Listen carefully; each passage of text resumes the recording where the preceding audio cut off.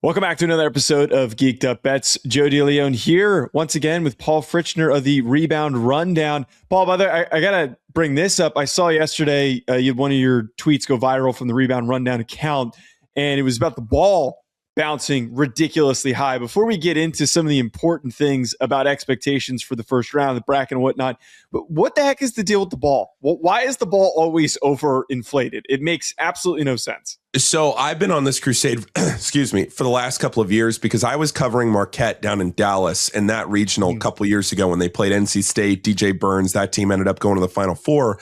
Marquette, excuse me, Marquette was a team that year, Joe, that really relied on the three, and they had one of their historically worst three-point shooting nights in years. That night against NC State, they lost the game. They were knocked out. They were the 2 seed in that region, and I kept thinking to myself, this ball sounds funky, it's bouncing high, and it looks like it's coming hard off the rim. Is this overinflated? And at the time, it wasn't as mainstream as it is now. It started to get some traction that year, 2 years ago. Then last year, I was sitting there when Xavier played Illinois. I was sitting on press row up in Milwaukee, and 2 feet in front of me, Kylan Boswell for Illinois was warming up, and he took the ball and he was bouncing it, and it was going over his head. And then he started slamming the ball into the court and it was going way up. And I'm thinking to myself, okay, so we're doing this again. Yesterday, I'm listening to the ball. It sounds so hard, hit the court. I'm going, all right, I got to get a video of this because this is going to go everywhere and it needs to be addressed. And I sat there with my phone and I just recorded that assistant coach. I'm going, please, I know you want to do it. Slam this ball into the ground. And he did. And it went 20 feet into the air off a fairly normal bounce. And it's frustrating because I think I watched an entire video and I wish I could credit the person because whoever this person is directly addressed and broke down why this is happening. I saw it last year and I can't find it anywhere. But essentially, I think what happens is when these Wilson balls when they're new, when they're inflated to the PSI that the NCAA requires, there's something about the shell of the ball that causes it to either overinflate more or get a little stiffer that creates this extra bounce. And it's awful. It's really bad. Do you think for, obviously there's no way to like directly predict this. And I'd be curious if anyone's caught any trends on how often the under hits, but like, do you think that it's plausible that we should be expecting more low-scoring games, less? It feels like naturally that's been kind of the trend since the ball stuff has been popping up. There are a couple things I would look at. In general, it favors teams that don't overly rely on the three, but the other thing it does is it helps teams that create turnovers. I saw it last night in Dayton. Guys that were dribbling the ball and maybe they dribble it off their foot or they try to create a dribble and it would bounce a little bit too high so they couldn't get into their next step the way they wanted to.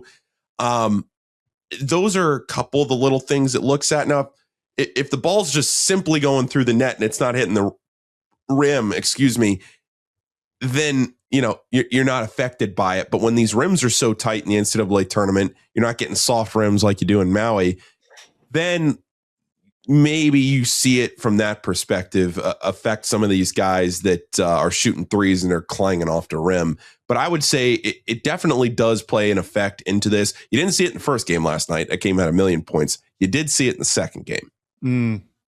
Yeah, you mentioned ball coming off of players' feet. And I remember there was one just specific player, the ball just kind of awkwardly came off of one of the UMBC players' feet. And I was like, why the hell? I've never seen somebody mishandle the ball that much. And it really does make sense. Turnover is definitely something to watch. Naturally, that is important during March Madness.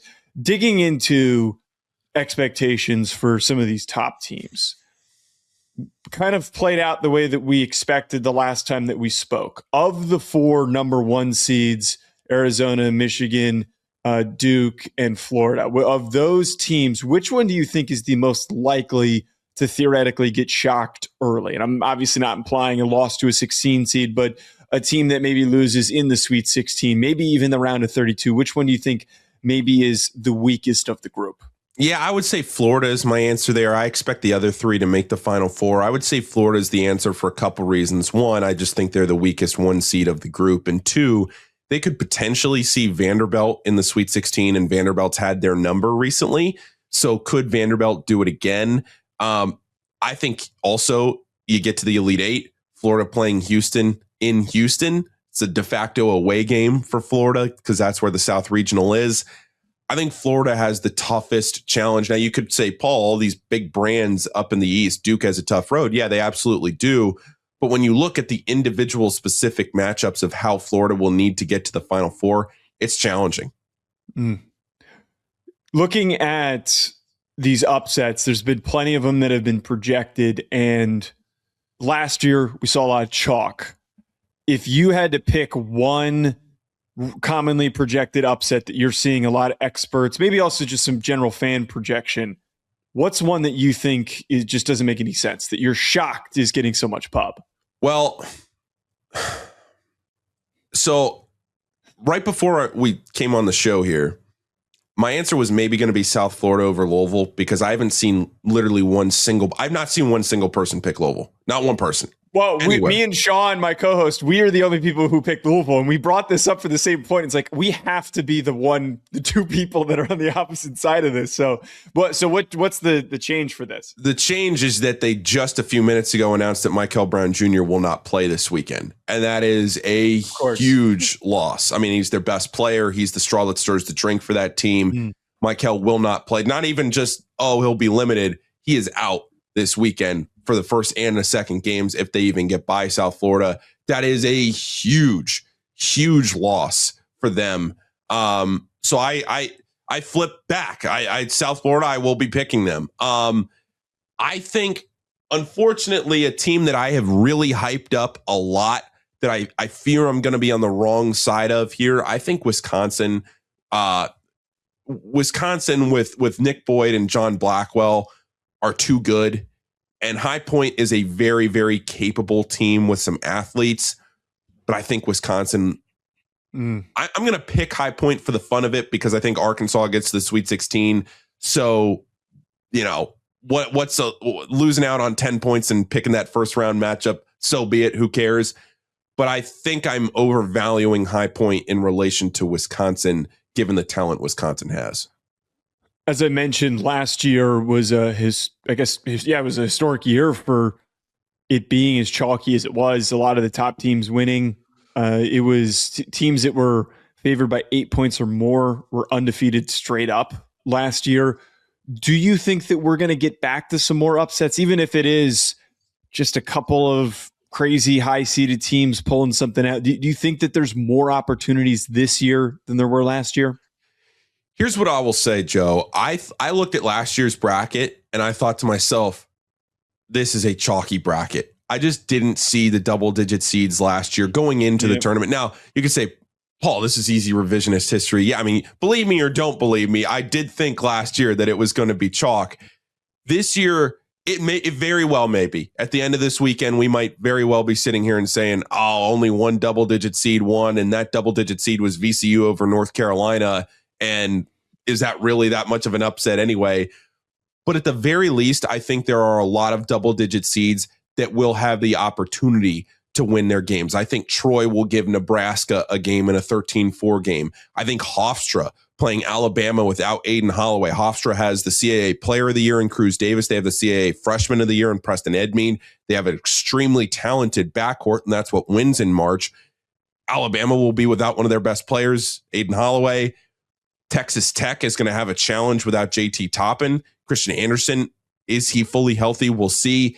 Akron is a team that's going to expect to win that game over Texas Tech. High Point over Wisconsin. High Point will definitely give Wisconsin a challenge. Texas will have an opportunity to beat BYU. I know that's not a huge upset, but Texas will definitely play well enough that they could beat BYU. Northern Iowa is a great team out of the Valley. Could they stun St. John's in round one? Like, I'm not saying all these teams are going to win, but there are a lot of double-digit seeds that I'm looking at and going, oh, wow, that 4 seed or that 5 seed, they're going to have their hands full. To close this out here, one matchup, maybe one that's not even in the round of 64, just a theoretical one that could end up happening. if things align perfectly. What is one matchup that you're just really excited to potentially see? It's Wisconsin and Arkansas. Boyden Blackwell against Darius Acuff Jr. Darius Acuff is my favorite player in this tournament. He is so exciting to watch, so fun. That would be an awesome round of 32 matchup to go to the Sweet 16. That's one I'm keeping my eye on. That's on Thursday, or well, it would be Saturday. It's a Thursday-Saturday pod, but that's one that I'm keeping my eye on. Wisconsin and Arkansas, can they both win their first round games? Well, Paul, thank you so much for joining us today. And you're going to be having a lot of great coverage through the course of March Madness. Where can everybody find your stuff? Yeah, it's just at Rebound Rundown on social media. You can listen to the show. It's a daily show. It's not that long, like 10 or 15 minutes. So that way you can get through it on your way to work and you can figure out, hey, here's what I need to know. Here's what to expect. Rebound Rundown social media and Rebound Rundown on all major podcast platforms. I appreciate you having me on, Joe. Yeah, no, of course. This is a blast getting to catch up again. And if you haven't done so already, folks, make sure to hit that subscribe button on the Geek'd Up Bets channel. We'll talk to you later.